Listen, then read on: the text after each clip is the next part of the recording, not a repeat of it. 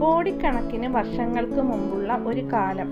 ഇന്നത്തെ നമ്മുടെ പച്ചപ്പും കുളിർമയുമുള്ള ഭൂമി അന്ന് തിളച്ചു മറിയുന്ന ഒരു അഗ്നിഗോളമായിരുന്നു.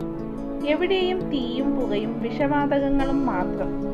ജീവന്റെ ഒരു തരിമ്പ് പോലുമില്ലാത്ത ആ കാലത്ത് ആകാശത്തു നിന്ന് വലിയ ഉൽക്കകൾ ഭൂമിയിലേക്ക് പതിച്ചുകൊണ്ടേയിരുന്നു. ഭൂമി പതുക്കെ തണുക്കാൻ തുടങ്ങിയപ്പോൾ അന്തരീക്ഷത്തിലെ നീരാവി മേഘങ്ങളായി മാറി കഠിനമായ മഴ പെയ്യാൻ തുടങ്ങി. വർഷങ്ങളോളം പെയ്ത ആ മഹാപ്രളയത്തിൽ ഭൂമിയിലെ കുഴികളെല്ലാം വെള്ളം നിറഞ്ഞ് സമുദ്രങ്ങൾ രൂപപ്പെട്ടു. സമുദ്രത്തിന്റെ ആഴങ്ങളിൽ സൂര്യപ്രകാശം പോലും എത്താത്ത ഇരുളടഞ്ഞ ഭാഗങ്ങളിൽ ഭൂമിക്കടിയിൽ നിന്നുള്ള ചൂടുവെള്ളം പുറത്തേക്ക് വരുന്ന വിള്ളലുകൾ ഉണ്ടായിരുന്നു. അവിടെ പ്രകൃതി ഒരു വലിയ അത്ഭുതം കരുതി വച്ചിരുന്നു.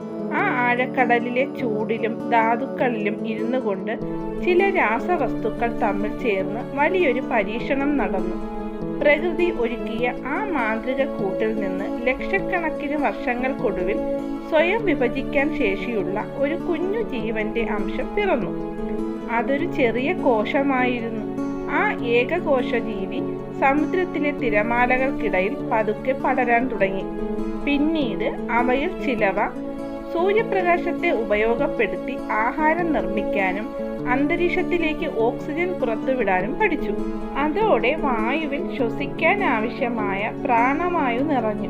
സമുദ്രത്തിലെ ആ ചെറിയ ജീവബിന്ദുക്കൾ കാലക്രമേണ വലിപ്പമുള്ള ജീവികളായും സസ്യങ്ങളായും ഒടുവിൽ കരയിലേക്കും വായുവിലേക്കും വ്യാപിക്കുന്ന കോടിക്കണക്കിന് ജീവജാലങ്ങളായും പരിണമിച്ചു. അഗ്നിയിൽ നിന്ന് വെള്ളത്തിലേക്കും വെള്ളത്തിൽ നിന്ന് കരയിലേക്കും പടർന്ന ആ കൊച്ചു ജീവന്റെ തുടർച്ചയാണ് ഇന്ന് നാം കാണുന്ന ഈ സുന്ദരമായ ലോകവും അതിലെ ഓരോ ജീവനും.